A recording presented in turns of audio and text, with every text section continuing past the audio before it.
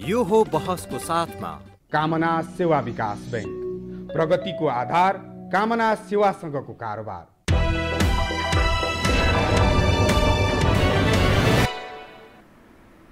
नमस्कार, यो हो बहसमा म यहाँहरूलाई हार्दिक स्वागत गर्दछु। जीवराम भण्डारी। आज यहाँहरू सामुन्ने उपस्थित हुनुहुन्छ युवराज घिमिरे। उहाँ वरिष्ठ पत्रकार हुनुहुन्छ, देश सञ्चार पोर्टल न्युजका उहाँ सम्पादक पनि हुनुहुन्छ। उहाँसँग आज म समसामयिक विषयलाई केन्द्रमा राखेर केही सूचनामूलक र केही विश्लेषणात्मक ढङ्गले कुराकानी गर्नेछु। मूलतः कुराकानीको क्रममा नेपालको आन्तरिक राजनीतिक अवस्था, छिमेकी देशसँगको सम्बन्धको विषय पनि उठान गर्नेछु।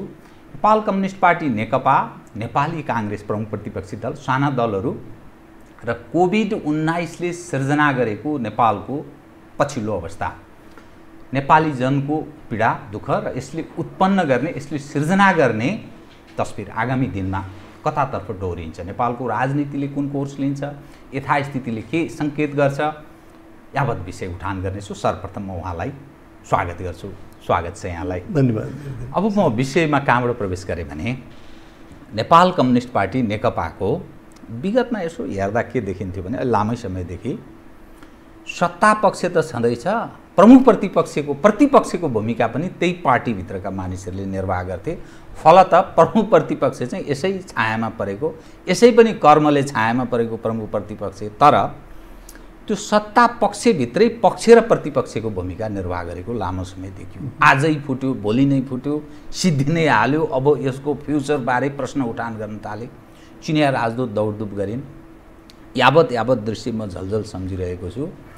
हिजो नेपाल कम्युनिस्ट पार्टी नेकपाको स्थायी समिति बैठक बस्यो र सबै चिज नाटकीय ढङ्गमा जस्तो प्रारम्भ भएको यो आन्तरिक द्वन्द्व, लडाइँ झगडा नाटकीय ढङ्गले नै यसको अन्त्य भएको दृश्य देखा पर्यो। यसो हेर्दाखेरि यो सम्झौतामा सबै चिज सुल्झियो। किनभने प्रचण्डजीलाई पार्टीको जिम्मेवारी हाइसन्चो, अनि ओलीजीलाई 5 वर्षलाई प्रधानमन्त्री सरकार चलाउने हाइसन्चो, माधवजी यसै पाखा लागेको, वामदेवजीलाई राष्ट्रिय सभामा, झलनाथजीलाई सर्पको लागि भनेर 72 करोड दिएर टुङ्गो लगाइदिए जस्तो दृश्य बाहिर आएकै दृश्यहरूलाई म बताइरहेको छु। यो के भएको? नेकपा भित्रको यो आन्तरिक जुन तनावको स्थिति थियो, सम्झौता टुङ्गे जस्तो देखियो। यसलाई कसरी बुझ्नुपर्छ? मैले यहीँबाट सुरु गरेँ। यो तपाईँले जुन प्रश्न गर्नु त्योसँगै तपाईँले भूमिका भन्नुभयो, केही कुरा असाध्यै इम्पोर्टेन्ट। त्यसले मौलिक राजनीतिको मौलिक विश्लेषणको हिसाबले पनि त्यसले महत्त्व राख्छ। एउटा के भने प्रतिपक्ष ओझेलमा पर्नु भन्नुभयो, प्रतिपक्ष नेपाली काङ्ग्रेस प्रतिपक्ष ओझेलमा परेर नेपाल कम्युनिस्ट पार्टीभित्र अर्को एउटा एन्टी इस्टाब्लिसमेन्ट फोर्स अथवा त्यहाँभित्र प्रतिपक्ष जन्मिएको होइन। प्रतिपक्ष कमजोर भएर एउटा त्यो परिस्थिति सिर्जना भयो एउटा। त अर्को कुरा के हो भनेदेखि अहिलेको सबै राजनीति सत्ता ओरिएन्टेड होइन। सत्ताको सेरोफेरोमा तपाईँ पावरमा सरकारमा भए पनि नभए पनि तपाईँले शक्ति उपभोग गर्नुपर्ने अवस्था सबै चाहन्छन्। त्यसलाई वैधानिक या अवैधानिक रूपबाट, डाइरेक्ट या सर्टकटबाट सत्तासँग नजिक हुन चाहन्छन्। त्यसमा सैद्धान्तिक पक्ष छैन भनेर मैले भन्नु खोजेको होइन। के भनेदेखि बेलादेखि 3 वर्ष अगाडि जब युनिटीको सिलसिला सुरु भयो, इलेक्सन सँगै लडे, दुई कम्युनिस्ट पार्टीहरूसँगै लडे। त्यसपछि जब औपचारिक रूपमा घोषणा गरियो, त्यो घोषणामै सीमित र त्यसमा जानुपर्ने कुराहरू, त्यसमा हुनुपर्ने कुराहरू जुन फलोअपहरू थिए, त्यो असाध्यै स्ल्याकनेस देखा पर्यो। त्यो स्ल्याकनेसको पछाडि कति व्यक्तिगत स्वार्थहरू पनि थियो होलान्। माओवादी घटकले अपेक्षित रूपमा राम्रो गर्न नसक्दाखेरि ओलीले त्यसलाई स्ट्रेङ्थ रूपमा पनि लिए होलान्। र अर्को सबभन्दा सुरु चाहिँ मलाई कहाँबाट लाग्यो भने जुन आलो पालोको सहमति र त्यो सहमति अनुसार अगाडि नबढ्दाखेरि प्रचण्डले एउटा भ्यालिड बहाना पाए पनि त्यसलाई च्यालेन्ज गर्न। अर्को कुरा व्यक्तिगत रूपमा भन्दाखेरि पहिले पनि सायद हामीले यो कुरा गऱ्यौँ भनेदेखि ओलीमा केही असाध्यै महत्त्वपूर्ण अडानहरू लिनुभएको छ उहाँले र जसलाई राष्ट्रियतासँग सिधै जोड्न सकिन्छ। अर्थक्वेकको बेलादेखि लिएर अहिले 72को भूकम्पको त्यसपछि ब्लकेट भयो संविधान जारी गर्दाखेरि, अहिले लिम्पियाधुरा कालापानीको कुरा पनि। र त्यति हुँदाहुँदै पनि उहाँका केही असाध्यै हानिकारक दुर्गुणहरूमा मान्छेहरूलाई अपमानित गर्ने आफ्नै साथीहरू, आफ्नै समकालीनहरूलाई पनि त्यो कुराले गर्दाखेरि सायदै कोही व्यक्ति होला त्यो ठुलो पोजिसनमा जो अपमानित महसुस गरेका छैन उहाँबाट व्यक्तिगत रूपमा उहाँहरूको पीडा उहाँहरूसँग कुरा गर्दाखेरि त्यो पीडा देखिन्छ, झल्किन्छ, बुझ्न सकिन्छ। त्यसबाट यी सबै कुराहरूले, तर हिजो जुन कुरा तपाईँले हिजोको प्रसङ्ग उठाउनु, त्यसमा यो त कोठामै भएका सहमतिहरू हुन्। त्यो टास्क फोर्सले सबै गरेको होइन। आखिर सत्ताकै हो, 5 वर्ष उहाँले पाउनुभयो विधिवत रूपमा। प्रचण्डले आफ्नो हक दाबी छोड्ने भए, उन त पहिले पनि छोड्यो, तर यसले चाहिँ संस्थागत स्वरूप पायो, उसको इन्डोर्समेन्ट पायो स्थायी समितिको। र अर्को प्रचण्डलाई पनि अब अपरिभाषित, भोलि त्यसैमा व्यवधान हुन्छ, व्यवधान आउँछ पक्कै पनि। के हो त सम्पूर्ण कार्यकारी अधिकार भनेको के हो भन्ने कुराहरू आउँछ। प्रचण्डलाई काम कारबाही गर्ने सवालमा व्यवधान, काम कारबाहीहरू। तर त्यसमा अनि अर्को, तर के हुन्छ भने त्यसको मेजर जुन सैद्धान्तिक पक्ष छ, जुन प्रचण्ड र ओलीले मात्रै सल्टाएर हुँदैन। त्यो के भनेदेखि उहाँहरूले 1 man 1 पोस्ट अथवा 1 person 1 पोस्टको कुरा मुख्य जिम्मेवारी भन्नुहुन्छ उहाँहरू। त्यो कुरा गर्नुभएको छ। उपाध्यक्ष पनि मन्त्री परिषदमा दावेदार, महासचिव पनि मन्त्री परिषदका दावेदार, अध्यक्ष भइहाले होइन, प्रदेशमा पनि मुख्यमन्त्रीहरूमा त्यस्तो छ। यो सैद्धान्तिक इस्यु चाहिँ सर्ट आउट हुन गाह्रो नै छ अहिले पनि, त्यो सम्हालिसकेको छैन। त्यसबाट कोठामा एउटा व्यावहारिक सहमतिहरू पुग्नुभयो, तर सैद्धान्तिक र भोलिका दिनमा पार्टी र सरकारको अन्तर सम्बन्ध र उनीहरू कसरी अगाडि जान्छन् भन्ने कुरा अझै त्यो चुनौती जिउँदो छ। नेपाल कम्युनिस्ट पार्टी नेकपाको जुन आगामी चैतमा महाधिवेशन गर्ने भनिएको छ र त्यो महाधिवेशन नेतृत्व चयनको सवाल उपर प्रतिस्पर्धा या सहमति भन्ने विषय निरन्तर त्यो थाँती नै छ। त्यो एउटा पक्ष सहमति भन्छ, अर्को प्रतिस्पर्धाको राजनीतिको कुरा गर्छ। अन्ततोगत्वा यो नेपाल कम्युनिस्ट पार्टी नेकपाको किन यसकारण यसलाई महत्त्वका साथ हामी उठान गरिरहेछौँ भने सर्वाधिक ठुलो छ, अब सत्ता उसको तालचाबी उसको कब्जामा छ। त त्यसकारणले यसको भविष्य कसरी तय होला? होइन, चाहना एउटा कुरा होला। त्यो चाहना कति इमान्दार चाहना छ, कति रणनीतिक चाहना छ हामीले बुझ्न सक्दैनौँ। ओलीले के साँच्चै नै प्रचण्डलाई वचन दिएकै आधारमा भोलिको पार्टी कङ्ग्रेसले प्रचण्डलाई निर्विरोध चुन्ला त एउटा। अर्को के ईश्वर पोखरेल आफ्नो महत्त्वाकांक्षालाई एकदम ओलीको चरणमा विसर्जन गर्न तयार होलान् त? यी कुराहरू छन्। अथवा अरू व्यक्तिहरू पनि आउन सक्छन्, त्यहाँ कस्तो किसिमको समीकरण बन्छ एउटा छ। अर्को सत्ताभित्रकै अहिले अनेक कुराहरू आइरहेका छन्, करप्सनदेखि लिएर अनेक कुराहरू आइरहेका छन्, फर्टिलाइजर मलको कुराहरू, त्यसलाई राजनीतिक रूपमा जोडेर पनि हेरिन्छ। तर यसले जन्माउने राजनीति त अहिले भनौँ न, हिजो स्थायी समितिले जे निर्णय गर्यो त्यो निर्णयका आधारमा एउटा स्ट्रेट लाइनमा त अगाडि बढ्दैन नि त।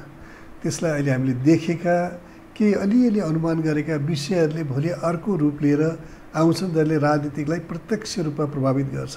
किनभनेदेखि यो चाहिँ कस्तो भनेदेखि यो क्लाइन्टिलिजमको राजनीति हो। यो क्लाइन्टिलहरू क्रिएट गर्ने त्यो राजनीतिमा बाहिर कुरा हुन्छ। महत्त्वपूर्ण विषय भन्नुहोस्, अब एमसिसीको बारेमा के धारणा हो त? कि एमसिसी भोलि आउँछ, भीमरावलजीहरूले त्यसलाई सपोर्ट गर्नुभयो त, जुन दुईवटा अध्यक्षहरूले भेग छ, दुईवटा अध्यक्षहरूले भनेको कुरा, तर त्यसलाई पारित गर्ला त? नपारित नगर्दाखेरिको अवस्था के होला? यी सबै कुराहरूले राजनीतिलाई, माधव नेपालले 17 बुँदे एउटा आफ्नै दिनुभएको छ होइन।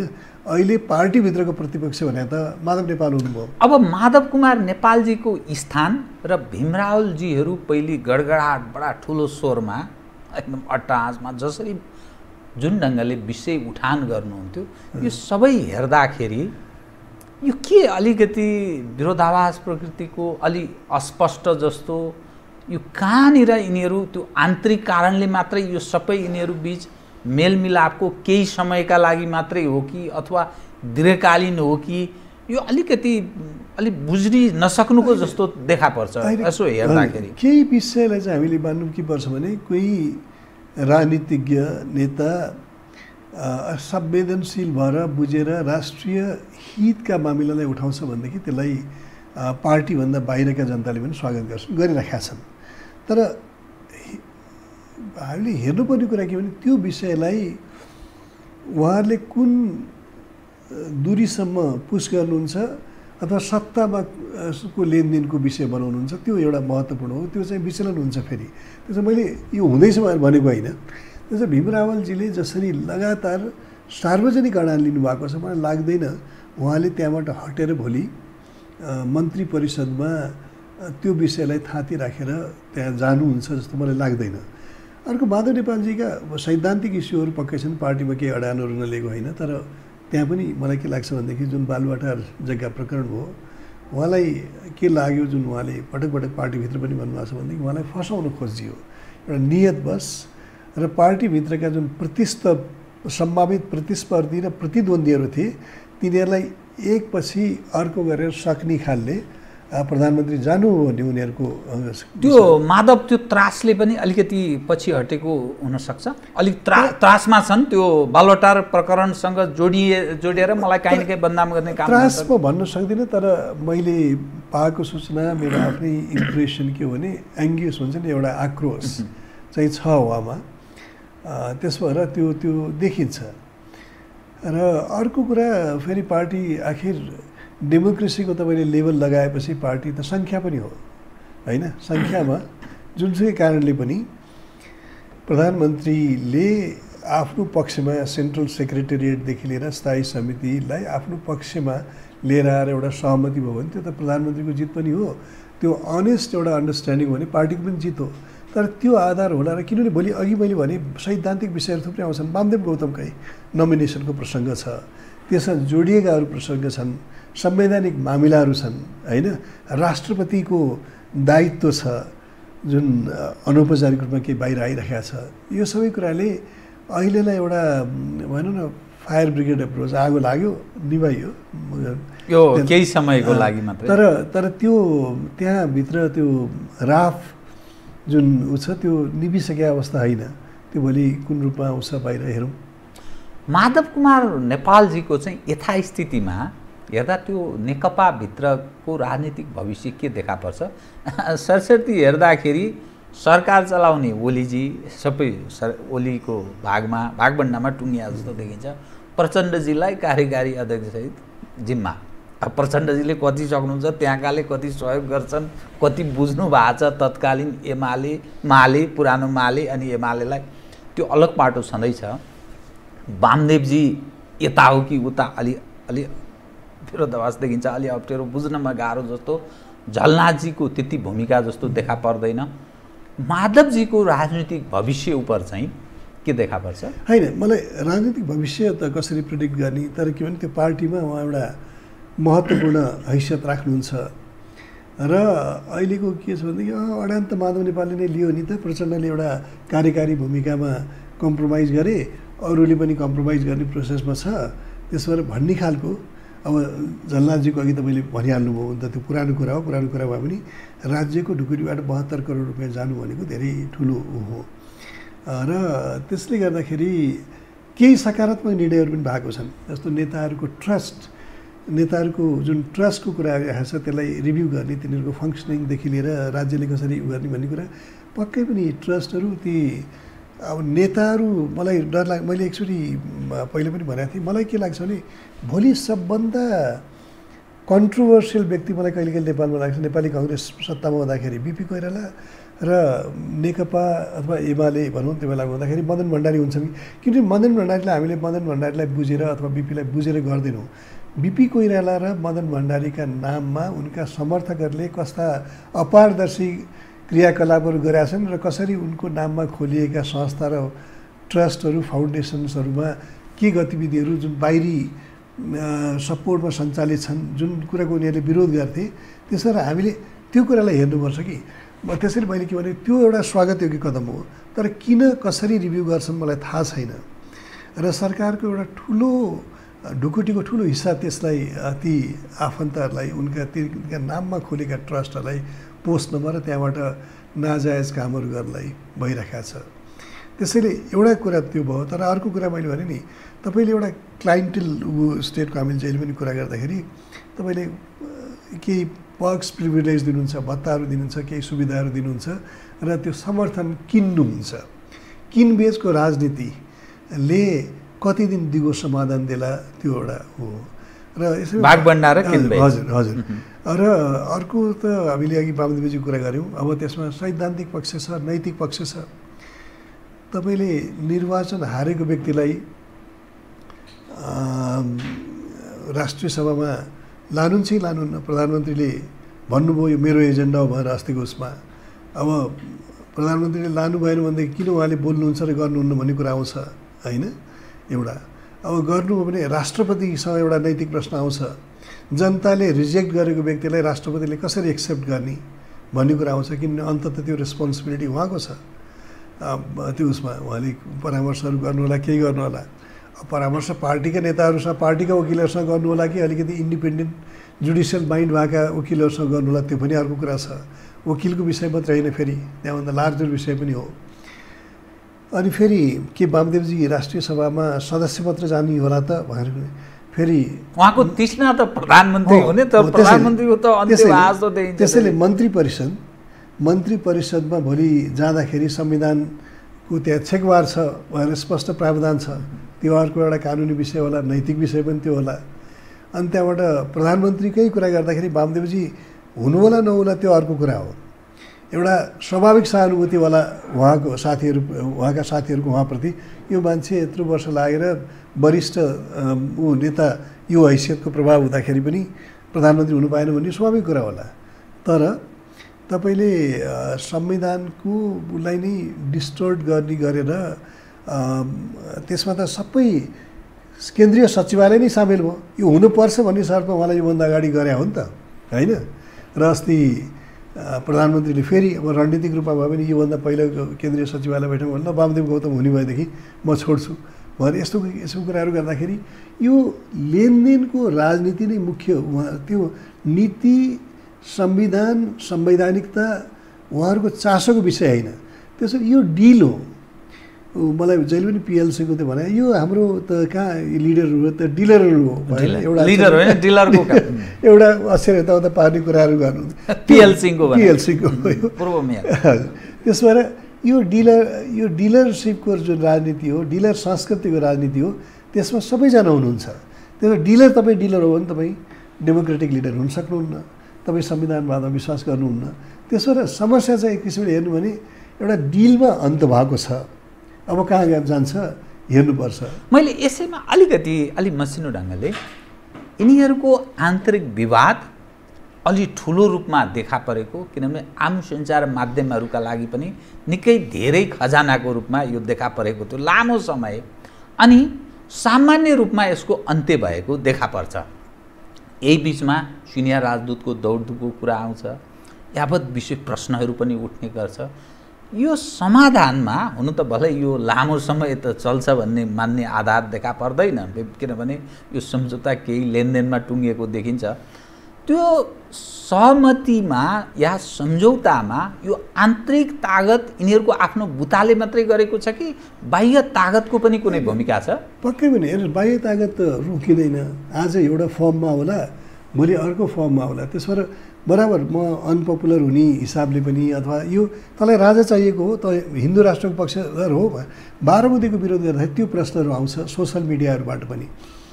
तर मैले खालि मेरो भनाइ कति मात्रै हो भनेदेखि नेपालको आन्तरिक राजनीतिका पात्रहरू नेपाली जनता र नेपालका नेताहरू मात्रै र नेपालको भूमि हुनुपर्छ। यो परिस्थितिमा हाम्रो 12 बुँदे चाहिँ बाहिरकालाई गराइदिए, त्यति मात्रै होइन, बाहिरकाले कतिसम्म भनेका छन्। स्यामसङले नै, जसले 12 बुँदेमा एउटा महत्त्वपूर्ण भूमिका खेले, प्रणब मुखर्जी मरेर गए, उनले कन्फर्म गरेका हुन् पहिला। उसले कतिसम्म भन्यो भने मैले नेपाली सेनाको प्रमुखलाई चेतावनी दिएपछि मात्रै उनीहरूले राजालाई सपोर्ट गर्न छोडेको हो र हिंसा नभएको हो भन्ने श्यामशरणले सार्वजनिक रूपमा चाहिँ किताब बनाएको छ। हाम्रो संस्थागत रूपमा यसको खण्डन आएको छैन नेपाली सेनाबाट। तर प्रश्न के उठ्छ भनेदेखि राजा ज्ञानेन्द्रले तुलसीगिरीसँग डिफ्रेन्ट, यो मलाई तुलसीगिरीले भन्नुभएको छ र म तुलसीगिरी जिउँदो छँदाखेरि मैले नै यो कुरा लेखाएको छु मैले।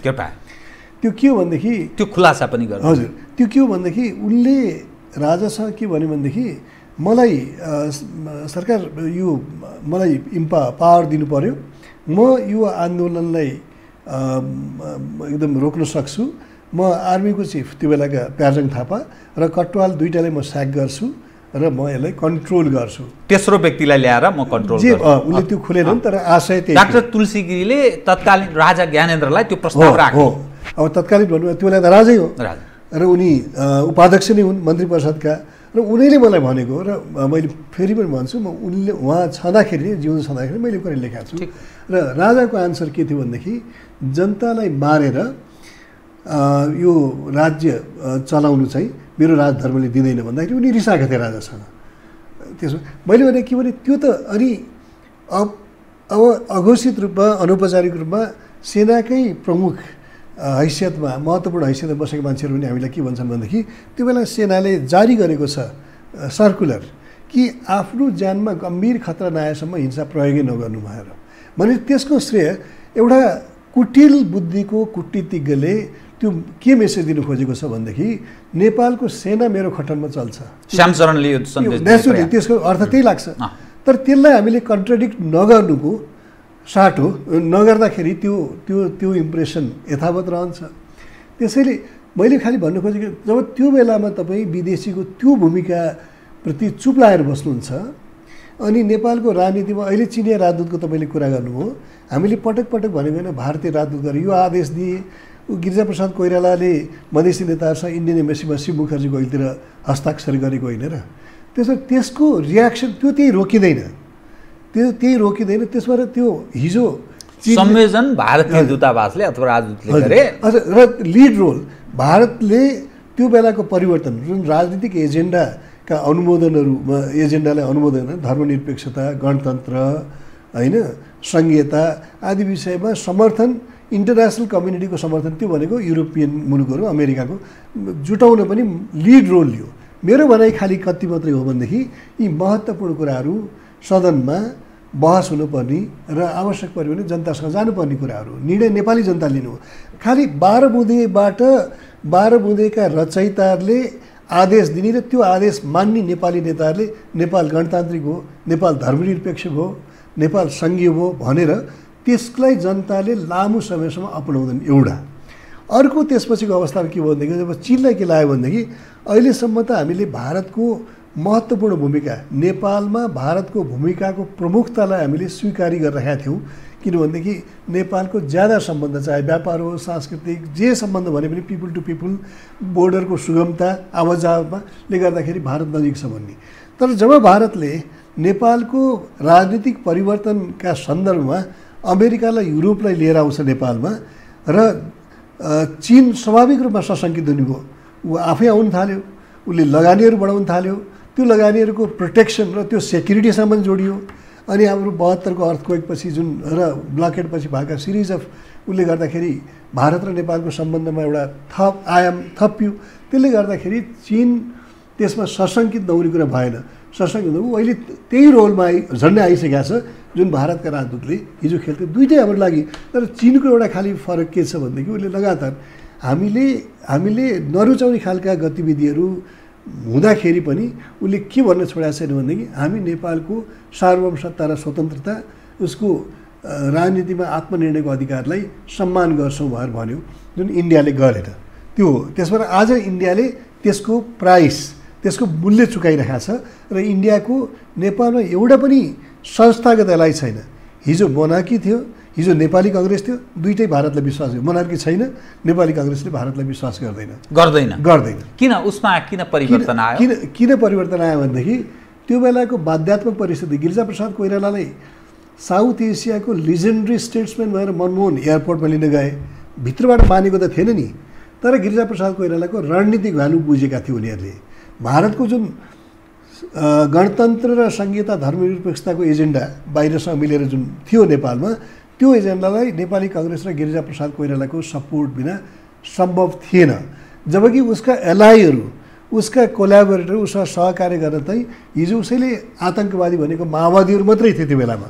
त्यसैले त्यो भइसकेपछि जब नेपाली काङ्ग्रेसको त्यो रणनीतिक सहयोगको जरुरत थियो गिरिजाप्रसाद कोइरालालाई, लिजेन्डरी स्टेट्सम्यान नेपालमा बिपी कोइरालालाई कहिल्यै त्यसो भनेनन् उनीहरूले, कृष्णप्रसाद भट्टराईलाई कहिल्यै त्यसो भनेनन्, सुवर्ण शमशेरलाई कहिल्यै त्यसो भनेनन्, अनि गिरिजाप्रसाद कोइराला आफैले पनि विश्वास गरेनन् होला म त्यो हुँ भन्ने कुरा, तर बनाइदियो होइन। एउटा ठुलो कन्ट्रीले कसैलाई केही एउटा रणनीतिक लाभको, तात्कालिक रणनीतिक लाभको लागि के बनाइदिन सक्छ। ऊ प्रचण्डलाई चाहिँ उता भिपी सिंहको अघिल्तिर गुजरालले ओहो हामीले क्रान्तिको बारेमा त पढाइ मात्रै थियौँ, तपाईँले गरेर देखाए। जबकि गुजराललाई थाहा छ इन्डियन इन्टेलिजेन्सदेखि लिएर इन्डियन सेक्युरिटी र इन्डियाको इस्टाब्लिसमेन्टले सपोर्ट गरेर उनीहरूलाई क्रान्तिकारी बनाएको छ।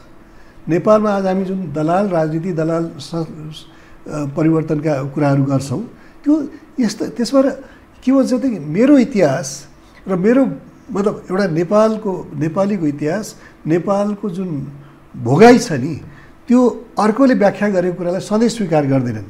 इन्डियाले त्यो भन्यो भन्दैमा आज इन्डियालाई विश्वास नगर्नु कारण त्यही हो। यसले हामीलाई माओवादीको झोला बोकाइदियो होइन। बिपीको नाम लिइराख्नुपर्छ बिचरा बिपीको, जुन बिपीले सधैँ संवैधानिक राजतन्त्र र उसको संसदीय व्यवस्थाको भाग्य जोडिएको छ, दुईटाको अस्तित्व जोडिएको छ भने ती बिपीको नाम पनि छोड्न सकेका छैनन्।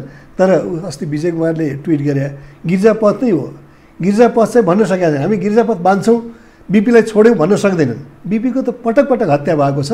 सबभन्दा ठुलो हत्या 2006 को परिवर्तनमा उनकै भाइको नेतृत्वमा भयो, जहाँ बिपीका राजनीतिक सिद्धान्त, राजनीतिक हत्या भन्छु, उनको डेथ 82 भयो कि नै, तर राजनीतिक हत्या चाहिँ त्यो बेला भयो जब उनका नीति सिद्धान्तलाई ट्राम्पल गरेर कुल्चेर तपाईँ चाहिँ बिपीको नामबाट अर्को एउटा तपाईँले बिपीले नगरेको हुन् त, त्यो पछि गणेशमानजीहरूको टाइममा भइसकेको थियो कम्युनिस्टहरूसँग साका, बिपीले कहिले गरेनन् होइन। अर्को कुरा 46 मा पनि त्यो प्रयास गणेशमानजी किशनजी अहिले उहाँहरूले गर्नुभयो, उहाँले सहकार्य गर्नुभयो, ठिक छ, त्यो बेलाको रणनीतिक अवस्था उहाँले देख्नु होला। तर पछि चाहिँ उहाँले अर्को कुरा गरे नि, विदेशीको उसबाट खटनबाट नेपालमा लोकतन्त्र स्थापित गर्ने कुरामा राजा फ्याँका तिमी जाऊ भनेकै थियो नि त होइन र, उहाँले भन्नुभएको छ। त्यसबाट यो कुराहरूलाई त्यसमा नेपाली काङ्ग्रेसले इन्डियालाई विश्वास नगर्ने र इन्डियाले नेपाली काङ्ग्रेसलाई आफूले चाहे जसरी प्रयोग गर्न नसकेको कारण चाहिँ के भने उसले सबै कुरा लुज गरेको छ। त्योभन्दा महत्त्वपूर्ण कुरा म भन्छु, अब इन्डियालाई पनि के लागेको छ भन्दाखेरि नेपालमा पनि हामीले इन्डियनलाई धेरै बुद्धिमान ठान्यौँ, नेपालको हित पनि चाहन्छन्, हामीभन्दा धेरै बुझ्छन् भन्ने ठान्यौँ, इन्डियनहरूलाई हामीले त्यो ठान्यौँ। र इन्डियनहरूले नै डिप्लोमेटहरूले नेपालीहरूले यसो भनिदिन्छन् भने हामी के गर्ने त होइन भन्ने उनीहरूले भन्थे। तर के भनेदेखि त्यसमा त्यति ठान्दै पनि इन्डियनहरूको क्यालकुलेसन, दुईवटा क्यालकुलेसन हुने गर्थ्यो। एउटा नेपाल हाम्रो छिमेकी हो, हाम्रो सुरक्षा संवेदनशीलता जोडिएको छ, नेपालले त्यसलाई सम्मान गर्नुपर्छ भने भ्यालिड कुरा थियो।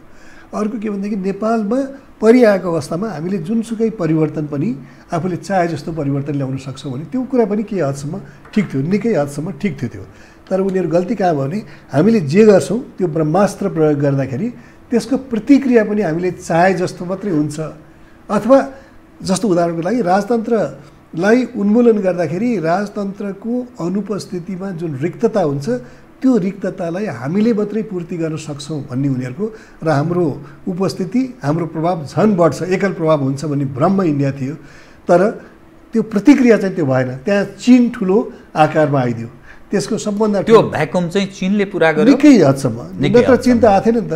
चीन त्यो भ्याकुम के छ, आन्तरिक तागतले पुरा गरेको कुनै अवस्था छैन, त्यो छैन। यस्तो थियो नि, अब एउटा के भनेदेखि हामीले मोनार्कीको पक्षमा विपक्षमा कुरा गर्दाखेरि पनि त्यसका केही एउटा लामो परम्परादेखि उसलाई एकता, संस्कृतिसँग, राष्ट्रिय एकतासँग जोडिएको अवस्था थियो। त्यसलाई आधुनिकीकरण गर्ने आवश्यकता थियो।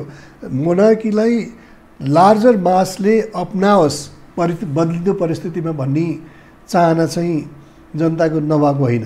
तर त्यति हुँदाहुँदै पनि त्यसका केही एकतासँग जोडिएका पक्षहरू थिए, राष्ट्र निर्माणका उदेखि लिएर। किन पटक पटक आज पनि पृथ्वीनारायण शाहलाई हालिराख्छन्? किन आज बाबुराम भट्टराईले पृथ्वीनारायण शाह उसको हिरोमध्ये भनेर किन भन्नु? त्यो भन्नुपर्ने बाध्य त्यो होइन, त्यो मान्दैनन्। जुन मान्छेले राष्ट्रिय एकतालाई जातीयताको उसमा बाँड्न खोज्छ त्यसले पृथ्वीनारायण शाहलाई मानेको भन्न मिल्दैन, तर देखाउनको लागि पनि केही व्यक्तिलाई। तर सान्दर्भिकता बुझे, पृथ्वीनारायण शाहको सान्दर्भिकता र महत्त्व बुझे। राज संस्था त्यो मार्केटिङ गरेर आफ्नो लाभमा कन्भर्ट हुन्छ। अनि त्यसबाट राज संस्थाले चाहिँ त्यो एकताका विभिन्न पक्षहरूलाई सैद्धान्तिक रूपमा र व्यवहारिक रूपमा प्रतिनिधित्व गरिराखेका थियो, परिवर्तनको आवश्यकता हुँदाहुँदै पनि। त्यो नभएपछि जब एकतालाई बिखण्डन, किन तपाईँले सबभन्दा पहिला आउने बित्तिकै पृथ्वीनारायण शाहका शालिग ढाल्नुभयो? किन तपाईँले कन्भर्सनको कुराहरू गर्नुभयो? किन यो जातीय राज्य जसलाई उसले डिस्कार्ड गरिरहेको थियो किन गर्नुभयो तपाईँले? यो कुराहरू त महत्त्वपूर्ण छ नि। किन बिपी कोइरालाको शालिग तोड्नुभयो? किन भानुभक्त आचार्यको जुन जुन कुराहरूले नेपाली समाजलाई जोड्थे, अथवा हो सबै भाषा धर्म संस्कृतिलाई प्रिजर्भ गर्नुपर्छ, राष्ट्रको त्यो दायित्व, तर राष्ट्रसँगै ती सम्बन्धित समुदायहरूको पनि जिम्मेवारी हो, प्राथमिक जिम्मेवारी हो। त्यो त्यसमा हामीले पोलिसीहरू बनाउनु पर्थ्यो, तर त्यसमा एउटा नियत थियो, एउटा मेथड थियो त्यसमा। त्यसैले यिनीहरूले त्यो भत्काए होइन। त्यो आफ्नै मस्तिष्कको उपज थियो कि गाइडेड थियो? किनभने पृथ्वीनारायण शाहको शालिग ढाल्ने, भानुभक्तको शालिग ढाल्ने अनि जातीय मुद्दा उठान गर्ने यो के को उपज थियो? कुनै छिमेकी देशको मात्रै थियो कि अथवा त्योभन्दा अलिक टाढाको? होइन, पक्कै होइन। तपाईँले स्पष्ट रूपमा भन्दाखेरि यसमा पक्कै पनि चर्चहरू इन्भल्भ थिए होइन, विदेशी समूहहरू इन्भल्भ थिए। जातीय राज्यलाई युएनकै अफिसरले पनि यहाँ प्रमोट गरिरहेको थियो, डिएफआइडीले प्रमोट गरिरहेको थियो। त्यसबाट त्यो लुकेकै विषय छ। त्यसका लागि नेपाली सेनालाई पनि तपाईँले नेपाली सेनाको सुधार आन्तरिक विषय हुनुपर्थ्यो, तर विदेशीसँग पैसा लिएर तपाईँ प्रोजेक्टमा गइराख्नु भएको थियो। ती मान्छेहरू आज महत्त्वपूर्ण हुँदा उठेर बसिरहेका छन्। त्यसबाट यो धेरै जालो, षड्यन्त्रको एउटा जालो थियो र नेपाली नेताहरू र कथित प्राज्ञिकहरूको त्यसका बेनिफिसियरी थिए। मैले पटक पटक भन्ने गरेको छु, प्राज्ञिकहरू र नेपाली राजनीतिक वृत्तका अगुवाहरू त्यसको जस्तो भन्छ नि, यो गोर्खाहरू बाहिर मर्सिनरी हुन्, भाडाका लडाकुहरू हुन् भनेर भनिन्छ। हो, त्यसलाई हामीले रिभ्यू गर्नुपर्ने अवस्था होला। गोर्खाहरू ब्रिटिस आर्मीमा हुनुपर्ने, नेपाल आर्मीमा। तर इन्टेलेक्चुअल मर्सिनरीहरूको भूमिका त्योभन्दा कयौँ खतरनाक थियो। पैसा लिएर नेपाली भाषा, विदेशी दाताहरूबाट पैसा लिएर नेपाली भाषाको उत्पत्ति चाहिँ ब्रिटिस आर्मीमा कि गोर्खाहरू गएपछि लिङ्क ल्याङ्ग्वेजको रूपमा डेभलप गर्नलाई गरियो भनेर भनिएको छ। त्यसबाट त्यहाँ नबुझ्ने कुराहरू छैन। जुन व्यक्तिले 65को संविधान सभा निर्वाचन भएपछि यसले 47 सालको के अरे संविधान पनि फेरफाल के अरे उ गर्न सक्दैन, नयाँ संविधान जारी गर्न पाउँदैन र राज संस्थाले हटाउन सक्दैन भने तिनै व्यक्तिले त्यस्तो कुराहरू लेख्छन् भनेदेखि त्यहाँ कहाँनिर त्यो हृदय परिवर्तन र मन परिवर्तन भयो त? मैले खालि एउटा उदाहरण मात्रै दिएको, यस्ता व्यक्तिहरूको कमी छैन। त नेपालको जुन बेइमान जाति भन्दा अर्थात् बेइमान समूह भन्दा त राजनीतिक विरुद्धका अगुवा र बुद्धिजीवीहरूको यो अहम भूमिका रह्यो, जो नेपाललाई यो रसातलमा पुर्याउने, परनिर्भरता, नेपालको आफ्नोपन, पहिचान, जुन गौरव छ गाथालाई समाप्त पार्नेमा यस्तो अर्थ लाग्यो। होइन, यस्तो हेर्नुहोस् न, हामी कति त्यो एउटा फ्रेज छ हिन्दीमा चाहिँ चनाको बोटमा चढाइदिने भन्छ कि, तपाईँ चनाको बोटमा चढेर म चाहिँ एकदम माथि छु भनेर दङ्ग पर्नुहुन्छ। अब भनौँ न 62-63 पछि युएनका रिप्रेजेन्टेटिभहरू आए यहाँ अफिसको लागि, त्यसको एउटा प्रमुख व्यक्तिले मलाई नेपालको लोकतन्त्रमा तिमीहरूको ठुलो ल्याउनुमा ठुलो भूमिका छ। हामीले पनि मान्यौँ त्यो कुराहरू। मानेपछि हामीलाई के लाग्यो भने कि लोकतन्त्रमा हाम्रा सहकार्य गरेका यी दलहरूलाई हामीले आलोचना गर्नु हुँदैन। हिजो हामीले मानव अधिकार र भ्रष्टाचारका कुराहरू उठायौँ होला 62 भन्दा पहिला।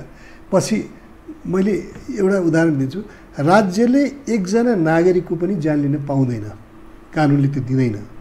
र त्यसबाट एकजना मारिए कि 19 जना मारिए, 20 जना मारिए, त्यसले अर्थ राख्दैन। हरेक ज्यान गुमेको व्यक्तिको लागि त्यो एउटा जीवन हजारौँ जीवन बराबर हुन्छन्। त्यो बेला राजाको शासनमा 19 जना मान्छे मरिए, रायमारी आयोग बन्यो। अन्त त्यो न्यायिक आयोग थिएन, त्यो राजनीतिक आयोग थियो। तपाईँले मधेस आन्दोलन त्यसपछि भयो होइन, गौर काण्ड भयो, त्यही एउटा काण्डमा चाहिँ त्योभन्दा झन्डै डबल मान्छे मारिए। त्यसमा त केही पनि गर्नु, त्यसमा मारिने र मार्ने आज एउटै पार्टीमा किन बसा छन्? बाध्यता थियो, किनभने मार्न पनि तपाईँ अन्तबाट प्रेरित हुन्थ्यो राजनीतिमा, मर्नेहरूको पनि बिचरा एउटा परिस्थितिमा आएर जसलाई तपाईँले शासनमा ल्याउनु भयो त्यसलाई हेर हामीले रक्षा गरेनौँ भने तिमी भल्नरेबल छ भनेर देखाउनु थियो। आज किन बाबुराम भट्टराई र उपेन्द्र यादव एउटै पार्टीमा छन्?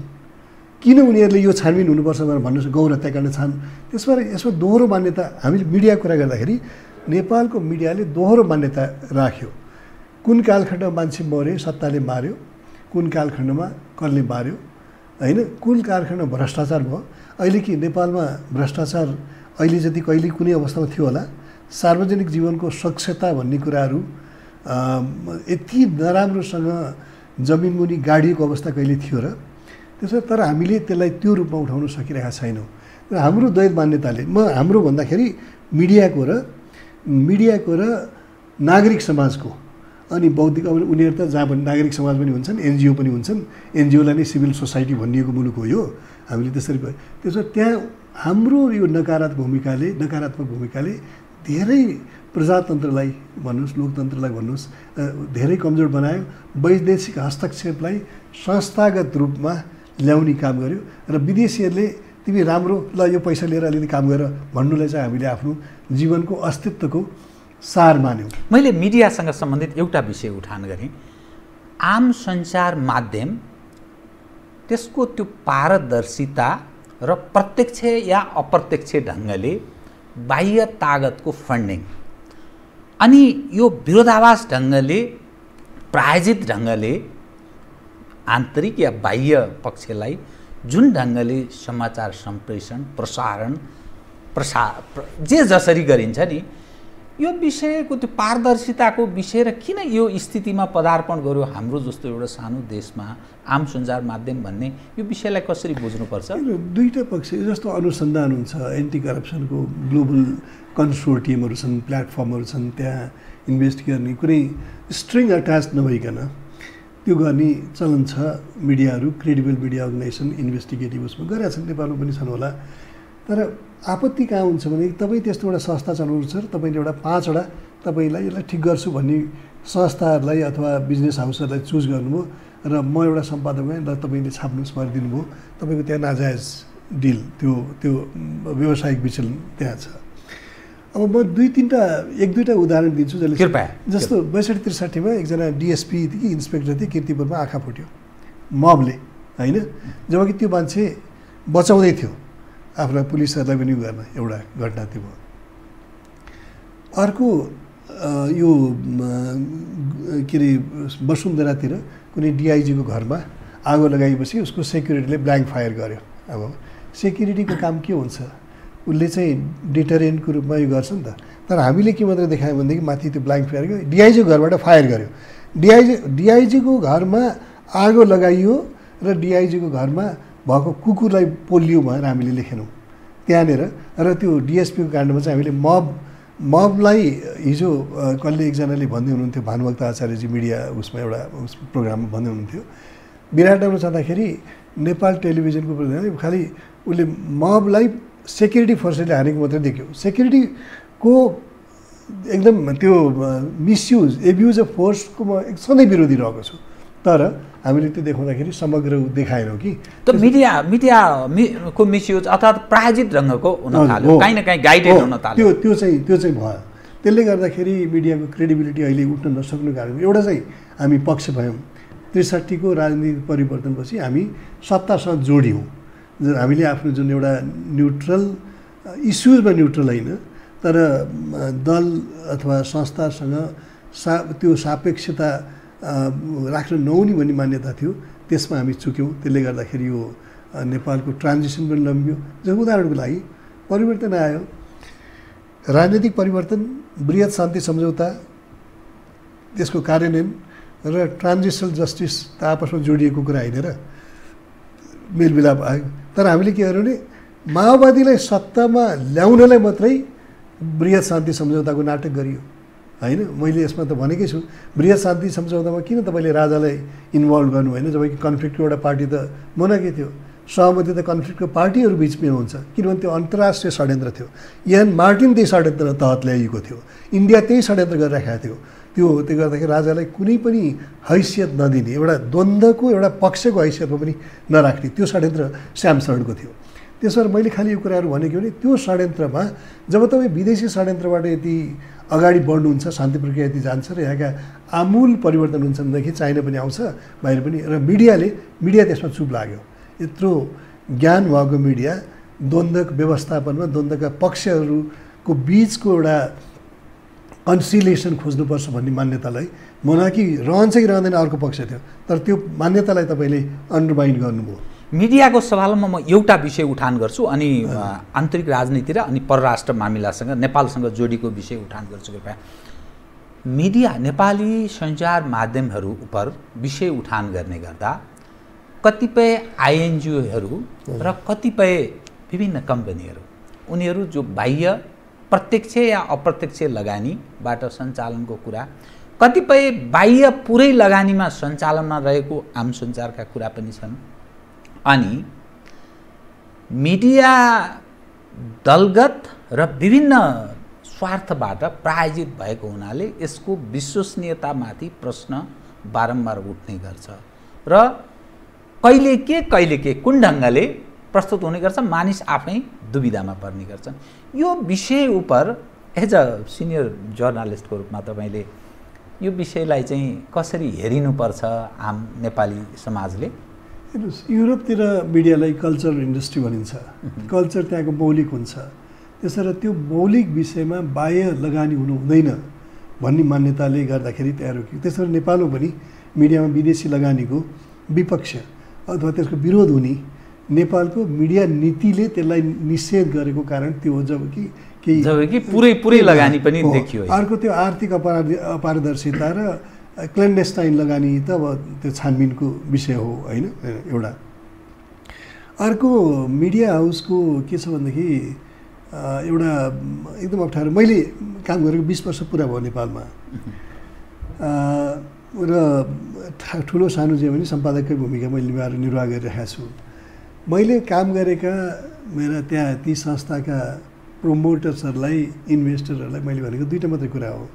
तपाईँहरूसँग पैसा छ त्यसैले मिडिया चलाउनु भएको छ, तपाईँसँग पैसा छ तपाईँले बाहिर लगानी गर्नुहुन्छ, कहाँ लगानी गर्नुहुन्छ के गर्नुहुन्छ त्यो मेरो चासोको विषय होइन, तर तपाईँले जहाँ लगानी गर्नुभएको छ ती लगानीलाई नाजायज तरिकाले प्रमोट गर्न र ती लगानीका प्रतिस्पर्धीहरूलाई ठेगान लाउनलाई मलाई प्रयोग नगर्दासम्म म तपाईँहरूसँग काम गर्छु, तपाईँलाई सहयोग गरिरहन्छु अथवा तपाईँको सम्पादकको रूपमा म रहन सक्छु। यो मैले भनेको त्यति हो र मैले जहिलेसम्म त्यो कम्फर्टेबल फिल गरेको छु मैले त्यहाँ काम गरेको छु। जब कम्फर्टेबल फिल गर्नु भएन त्यसपछि तपाईँले रिजाइन गर्नुभयो। त्यसैले मैले खालि भनेको यति भने यो कुरा चाहिँ छ नेपालमा, त्यो मिडियालाई एउटा मसल पावरको रूपमा युज गर्ने र कुनाफाको रूपमा युज गर्ने त्यो चाहिँ डेन्जरस हुन्छ। अब र बाह्य ताकतले त्यो आफ्नो अनुकूलको प्रयोग गर्ने विषय कस्तो रूपमा छ? होइन, पक्कै पनि उनीहरू त्यो चाहन्छन् नै, स्टोरीहरू प्लान्ट गर्नेदेखि लिएर सबै कुराहरू, तर मैले भेरिफाई गर्नु पऱ्यो नि त होइन। त्यसमा आउने तथ्यको कन्टेन्टको जिम्मा त मेरो हो नि। त्यसो त्यो अनफर्चुनेटली भइरहेको छैन र हामी त्यसमा चिप लिएको अवस्था छ। म यहाँसँग अब यहाँको ध्यान अलि अन्यत्र म मोड्न चाहेँ। यतिखेर नेपाल र भारत बिचको सम्बन्ध त्यति अनुकूल अवस्था छैन, खास गरी कालापानी, लिपुलेक, लिम्पियाधुरा प्रकरण। चीन र भारत बिचको अलि तनावको स्थिति 5 बुँदे सम्झौतामा मस्कोमा हिजो टुङ्गो लागेको देखा पर्छ। भलै कुन रूपमा भोलिका दिनमा प्रवेश पाउला। चीन नेपाल उप हेर्ने सवाल उप अलिकति नेपालको शासक पक्षलाई अलि अविश्वास गरेको, आफै अलिकति सक्रिय हुन थालेको, शान्त कूटनीतिमा विश्वास गर्ने चीन अलि क्रियाशील जस्तो ओभरग्राउन्ड भएर आएको छ। मिलेनियम च्यालेन्ज कर्पोरेसनका कारण अमेरिकनहरू नेपालको शासक पक्षसँग अलि सशङ्कित छ, किनभने नेपाललाई सबभन्दा पहिले सहयोग गर्ने देश रहेछ अमेरिका। इतिहासले त्यस्तो देखाउँछ। अमेरिका र भारत बिचको निकटता, रुस र भारत बिचको त्यति दूरी कायम नरहेको स्थिति पनि देखा पर्छ। चीन र रुस बिच पनि फेरि सामिप्यता छ। नेपाल फेरि कम्युनिस्टको सत्ता छ, समाजवाद उन्मुख संविधान, जनताको यो कारुणिक दृश्य समाजवाद उन्मुख संविधान, लोक कल्याणकारी राज्य हामीले कल्पना गरेको। अनि नारा संघीयता, गणतन्त्र, धर्मनिरपेक्षता, जनताले निर्माण गरेको संविधान, सर्वाधिक छलफल गर्ने बहसको विषय, विश्वको उत्कृष्ट संविधान। यो कन्तबिजोगका माझमा हामी छौँ। यो अन्तर्राष्ट्रिय घटनासँग जोडेर हेर्दा जुन अवस्थामा हामी छौँ, यसलाई कसरी बुझ्ने र कहाँ प्रवेश हामी गर्दैछौँ? कृपया। एकदम कम्प्लिकेटेड अब विश्व परिदृश्य हामीले मैले त कति बुझ्छु र कति भन्न सक्छु एउटा कुरा हो। एउटा कुरा के भनेदेखि कुनै पनि मुलुकको शक्ति राष्ट्रहरू, छिमेकी राष्ट्रहरू र रणनीतिक या स्ट्रेटेजिक मामिलाहरूमा उसले दुईवटा मुलुकको सम्बन्ध अथवा तिनवटा मुलुकहरूको सम्बन्ध एउटा पक्ष हुन्छ र त्यसका ग्लोबल इम्प्याक्ट पनि, जस्तो रसियाकै उसको चाइनासँग सम्बन्ध राम्रो छ, इन्डियालाई हतियार पनि बेचिरहेको छ नि, त्यसरी उसले उसको लागि पनि कठिन छ। तर मलाई तिनवटा कुराहरू यहाँले जुन गर्नु, एमसिसी मलाई के लाग्छ भने एमसिसी रोकिँदैन, एमसिसी पारित हुन्छ। किनभनेदेखि इन्डियालाई पनि के थाहा छ अहिले ढिलो आएर एमसिसी पारित हुँदैन, त्यो नेकपाभित्र त्यसको इम्प्याक्ट केही पर्छ कि यो यस्तै यस्तै चलिरहन्छ? नेकपा भन्ने यस्तै पार्टी हो। मैले खालि के भनेको भने इन्डियाले जुन नेपालमा मिसक्यालकुलेसन गर्यो नि, हामी नै हौँ, हाम्रा मित्रहरू हुन्, हामीले सपोर्ट गरेका छौँ। हाम्रो अब माओवादीले नै लेखेर दिएको छ नि त, तिम्रो क्रिटिकल इन्ट्रेस्ट विरुद्ध हामी जाँदैनौँ भएर, होइन? बाबुरामजी चाहिँ के भन्नुहुन्छ भने हामीले सबैले लेखेर दिएको त्यो होइन। 2002 जुनमा उहाँहरूले इन्डियालाई लेखेर दिएको चिठी अर्कै हो, ब्रजेश मेहराले लेखेर दिएको चिठी अर्कै हो। उहाँहरूले सत्य बोलिराख्नु भएको छैन। र त्यो हुँदा पनि इन्डियालाई के लाग्यो भने राष्ट्रिय सुरक्षा सल्लाहकार तत्कालीन ब्रजेश मेहरा, हजुर। अनि त्यसो अहिलेको कुरा के हो भनेदेखि इन्डियालाई नेपालमा हाम्रा मित्रहरू छन्, मधेस पार्टी पनि हामीले खोल्यौँ, अब त्यसलाई इन्करेज गऱ्यौँ। नेपाली कङ्ग्रेस पनि अब लेजेन्डरी स्टेट्समेन होइन, साउथ एसियाका हाम्रै मान्छे हुन्। अनि एमाले पनि अब केपी ओलीको त त्यो बेला महाकाली ट्रिटी हुँदा उहाँहरूलाई धेरै उ थियो।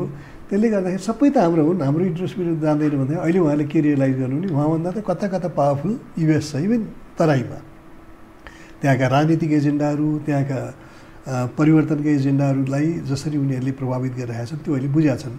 युएन लगायत वेस्टर्नहरूले प्रभावित गर्न थाले तराईमा पनि। तर उनीहरूलाई अर्को के थाहा छ भनेदेखि एमाले नै भनौँ, अहिले नेकपा नभनौँ, एमाले हाम्रो सबभन्दा नजिक हो। एमालेसँग आबद्ध एनजिओहरू हाम्रा लबिस्टहरू हुन्, हामीले सपोर्ट गरेका छौँ। त्यसो भएर एमसिसीलाई पास नगरेर अर्को प्रतिपक्ष तयार छ, प्रमुख प्रतिपक्ष, अघि तपाईँले भनेको प्रतिपक्ष होइन, वास्तवमा संवैधानिक रूपमा जुन प्रतिपक्ष छ त्यो तयार छ, त्यो तयार छ सपोर्ट, त्यसलाई कसैले रोक्दैन। अब एउटा एमसिसी पास हुन्छ, एमसिसी पारित गर्छ, आउँछ, हजुर, त्यो एउटा उ भयो। जहाँसम्म अब भारत र नेपालको सीमाको कुरा गर्दाखेरि जब नेपालले नक्सा जारी गर्यो, भारतले नेपालसँग कुनै इङ्गेजमेन्ट नराख्ने खालको एउटा सन्देश दियो, त्यो गल्ती थियो। किनभने कुनै भूमि विवादित छ भन्नुको अर्थ, विवाद हुनुको के भने दुइटैले क्लेम गरिरहेका छन्। श्यामशरणकै म जान्छु, श्यामशरणले अहिले के लेख्यो भनेदेखि कालापानीबारे वार्ता हुन्छ, दुईवटा कालापानी 35 स्क्वायर किलोमिटरको थियो, अनि यो अहिले 370 स्क्वायर किलोमिटर कसरी उठाइरहेको छ नेपालले कालापानी। तर कुरा के भनेदेखि कालापानीबारे वार्ता हुनसक्छ, लिम्पिया धुरा र लिपुलेखबारे त्यो वार्ताको विषय नै होइन। तर यो एप्रोचको फन्डामेन्टल त्यो हेपा दृष्टि हो। म किन यो भन्दैछु, नेपाल भारत एउटा समान संस्कृति र मान्यता के छ भने हामी मुलुकलाई मदरल्यान्ड मान्छौँ कि मातृभूमि मान्छौँ, आमासँग जोड्छौँ। त्यसो त्यो इमोटिभ इस्यु पनि हुन्छ। त्यहाँको 1 इन्च माटो पनि हामी नेग्लिजेन्ट भयौँ होला, 1 इन्च माटो पनि हामी त्यसलाई आमाकै रूपमा हेर्छौँ। अनि एउटा 62-63मा जब 1962मा इन्डिया चाइनाको वार भयो र चाइनाले केही टेरिटोरीहरू लियो, इन्डियन पार्लियामेन्ट ठुलो बहस भयो। एकजना महावीर त्यागी भन्ने मैले कहिले देखिनँ, उनी सायद यो कपाल एकदम नभएका, एकदम तालु खुइलेका त्यो भएको व्यक्ति थिए। नेहरूले के भन्यो भने त्यहाँ एउटा ब्लेड अफ घाँस, एक घाँसको एउटा झार त्यहाँनिर पनि उम्रिन्थेन भन्ने खालको कुरा गरे। अनि उसले उठेर के भन्यो भनेदेखि मेरो टाउकोमा कपाल छैन कि काट्ने यसलाई भनेर उसले, मतलब मेरो इमोटिभ इस्यु हो। त्यो श्यामशरण अथवा इन्डियाले 20-25 वर्षदेखि यो कालापानीकै इस्यु उठ्दाखेरि त्यसलाई सिरियसली लिएको, आज त्यो नजिर बन्थ्यो नि त अरू विभाजित क्षेत्र। अर्को नेपालले त्यसलाई म्यापमा राखेकोलाई त आपत्ति लिनु परेन, किनभने इन्डियाले पनि म्यापमा राखेको छ, त्यसैले विवादित हो। र त्यसमा तर एउटा अहिले निरामला आचार्यको र अजित डोभालको यो प्रसङ्ग के हो? हजुर। यो पछिल्लो अवस्थामा किनभने नेपाल र भारतबीच वार्ता हुन सकिरहेको छैन, हजुर। सायद चुच्चो नक्सा भारतीयहरूलाई आपत्ति हुन्छ, पत्राचार पनि त्यो ढङ्गले हुन नसकेको स्थिति छ। अजित डोभाललाई निलाम्बर आचार्यले, हाम्रा राजदूत, भारतमा रहेका राजदूतले अजित डोभाललाई गएर भेटेको कुरा आएको छ। यो विषयसँग जोडेर हेर्दाखेरि वार्ता र यो सरकारसँग वार्ता गर्ने सम्भावना भारतले कतिको छ? मलाई के लाग्छ भने यो पोलिसी अफ नो इङ्गेजमेन्टबाट पोलिसी अफ ट्याक्टिकल इङ्गेजमेन्टमा गएको, सब्सट्यान्सियल के आउँछ जस्तो मलाई लाग्दैन। तर हिजो कुरै नगर्ने वातावरण नेपालले त्यो नगरेसम्म, फिर्ता नगरेसम्म हामी नगर्ने भनेको अहिले चाहिँ वार्ता गर्ने। किनभनेदेखि अब अहिले प्रतिकूल परिस्थिति, अमेरिका चीनको तनावमा श्रीलङ्का, बङ्गलादेश, नेपाललाई सबैलाई चिडाउने र सबैलाई चीनको एलाइ जसरी पुस गर्ने, अविश्वास गर्ने त्यो साहस चाहिँ इन्डियाले देखाउन सक्दैन। त्यसरी मलाई लाग्छ त्यो अलिकति एउटा ट्याक्टिकल इङ्गेजमेन्ट, मैले भने नि हिजो नो इङ्गेजमेन्टबाट ट्याक्टिकल इङ्गेजमेन्टको एउटा अलिकति सिफ्ट हो। त यो के औपचारिक ढङ्गले नै वार्तामा बस्ने र यसलाई सुल्झाउने रूपमै जाने सम्भावना चाहिँ छैन? टाइम लाग्छ, भयो भनेदेखि त्यो त यही सरकारसँग गर्न सक्छ। अब यो वैधानिक सरकार त हो यो, त्यसरी यो प्रक्रिया सुरु हुँदाखेरि त्यसलाई अर्को सरकार ल्याऊ भनेर जसरी त्यो इन्डियामा केही फर्मर फरेन सेक्रेटरी र त्यो आर्मीकाहरू कराउँछ नि, त्यसले भनेर तिनीहरू त नेपालको उसलाई अन्डरमा, अघि मैले भने नि चीनले अलिकति आपत्तिजनक व्यवहार देखाउँदा पनि जहिले पनि त्यो भनिराख्छ। तर सार्वभौम नेपालमा प्रधानमन्त्री जनताबाट इलेक्टेड प्राइम मिनिस्टरलाई चाहिँ चाइनाको पपेटो भएर एउटा रेस्पोन्सिबल पोजिसन ओगटेको मान्छेहरूले इन्डिया मात्रै भन्छन् कि। त्यसबाट मलाई के लाग्छ भनेदेखि जुन हिजो कार्टोग्राफिक एग्रेसन अथवा एक्सपेन्सन भन्थ्यो, आज चाहिँ त्यो नबन्ला एउटा।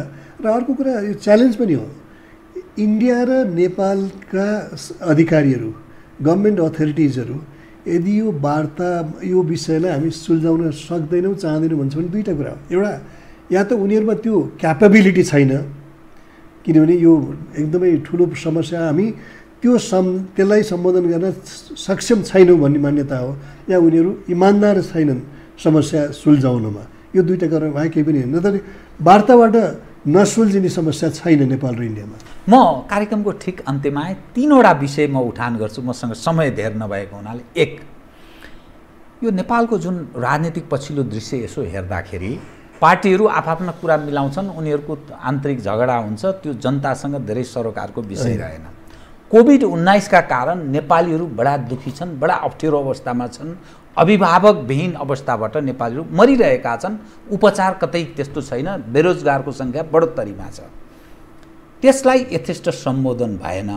यसले ल्याउने परिणाम एक के हुन सक्छ? किनभने भोलिका दिनमा राजनीतिक दलको आफ्नो समस्या त सुल्झाएका छन्, सुल्झाउलान्, नसुल्झे फेरि भोलि अर्को स्थिति बन्ला, तर जनसँग जोडिएको विषय उनीहरूले सम्बोधन गरेको कतै देखा परेन। दोस्रो, नेपाली काङ्ग्रेस जो प्रमुख प्रतिपक्ष छ, जसको सशक्त भूमिकाको बुद्धिजीवीहरू कता कता, त्यसमा पनि काङ्ग्रेसप्रति सफ्ट गर्न राख्ने मानिसहरू पनि यो विषय उठान गर्न थाले। काङ्ग्रेसले त्यस्तो भूमिका नै खेलेन, बर्बाद भयौँ हामी। काङ्ग्रेस जनहरू पनि त्यसो भन्छन्।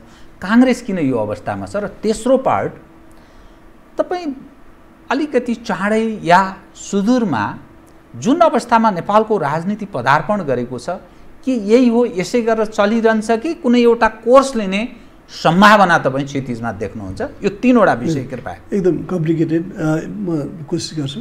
पहिलो, नेपाली काङ्ग्रेस होस्, नेकपा होस्, कोभिडमा जनतातर्फ उनीहरू नहेर्नु कारण के भने नेपालको राजनीति, पोलिटीबाट नीति निर्माण र जनताको सम्मान र सुरक्षाबाट टाढिएको अवस्था हो। सरोकार राख्दैन, टाढिएकै छ।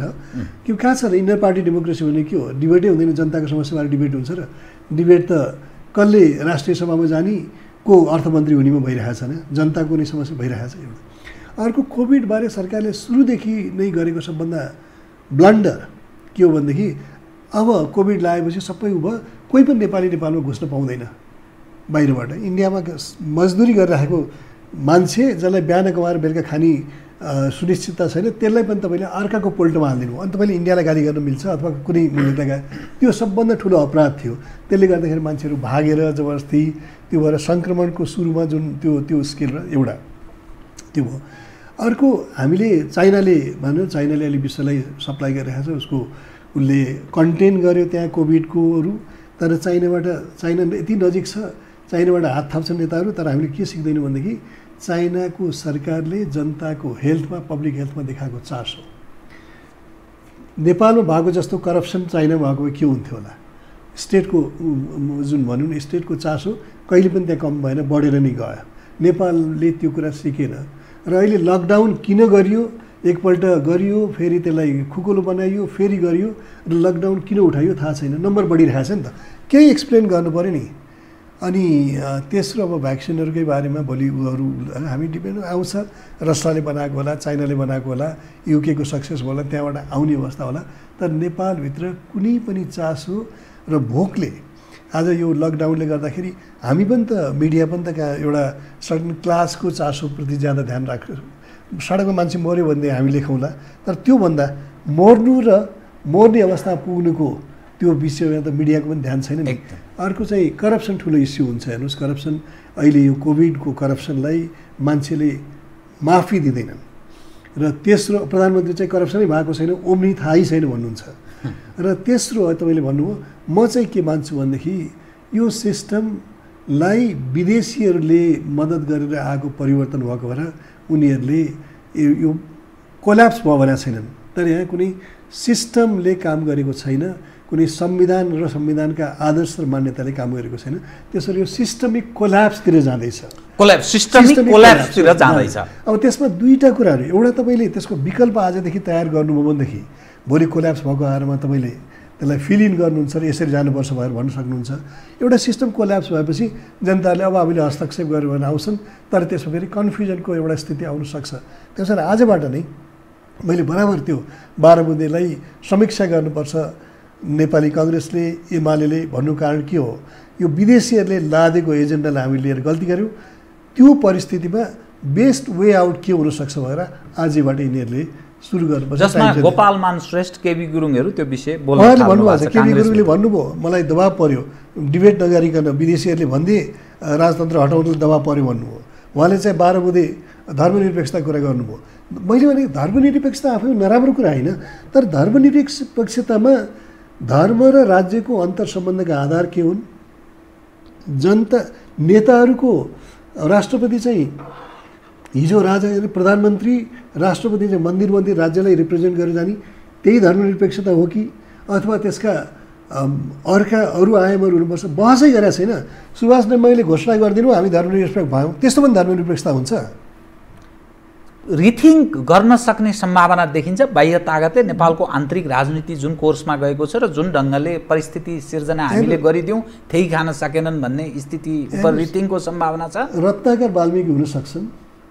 नेपाली नेताहरू, हामी नेपाली नेता र नेपालप्रति नै नेपाली जनता र नेपालप्रति नै वफादार हुनुपर्छ भन्ने जुन कार्डिनल प्रिन्सिपल हो डेमोक्रेसी र नेसनलिजमको, त्यसलाई सिद्धान्त त मान्छन्। त्यसो भएर हामीले गल्ती गऱ्यौँ, यसलाई हामी रिभ्यू गर्छौँ भनेर भन्नु केही पनि गाह्रो हुँदैन। र नगर्दाखेरि, उनीहरूले रिभ्यू नगर्दाखेरि दुईवटा कुरा हुन्छ। एउटा जनताले निर्णायक रूपमा आएर आफैले गर्छन्, एउटा बाहिरी हस्तक्षेप त्योभन्दा ठुलो हुन्छ। त्यसो भएर त्यसलाई कसरी हेर्ने? त्यो परिस्थिति जुन तपाईँको लागि एकदमै टटकार रूपमा तपाईँको अगाडि छ, त्यसलाई स्वीकार गर्नुहुन्न भने त तपाईँको पतन बाहेक अरू मुलुक त पतन हुँदैन। हामी आत्तिन्छौँ किनभने हाम्रो एउटा निश्चित लाइफ हुन्छ। 60-70 वर्षको उमेर नै यो त्यो होइन नि, एउटा सनातन नेपाल त प्राचीन मुलुकहरू मध्ये हो, बचिरहेछ, बच्छ। जनताले हस्तक्षेप गर्छन्, जनताहरू चाहिँ आफ्नो अस्तित्वप्रति सचेत छन्। त्यसैले त्यो अप्ठ्यारो परिस्थिति आउँछ, तर चोइस चाहिँ नेताहरूले दिनुपर्छ। समीक्षा गरेर जनताबाट माफी माग्ने र विश्वासको रिइन्डोर्समेन्ट लिने, अथवा हामी एकदमै यो सिस्टमको पतनसँगै हामी पतन हुने, त्यो चोइस उनीहरूको हो। हस्, बहुत धन्यवाद। धेरै आदरणीय दर्शकवृन्द, उहाँ हुनुहुन्थ्यो युवराज घिमिरे, वरिष्ठ पत्रकार, समसामयिक विषयमा केन्द्रित रहेर गरिएको कुराकानी। म सहित मेरो सम्पूर्ण युनिटलाई कार्यक्रमबाट बिदा दिनुहोस्, तर यो हो टेलिभिजन, हेर्दै रहनुहोला। नमस्कार।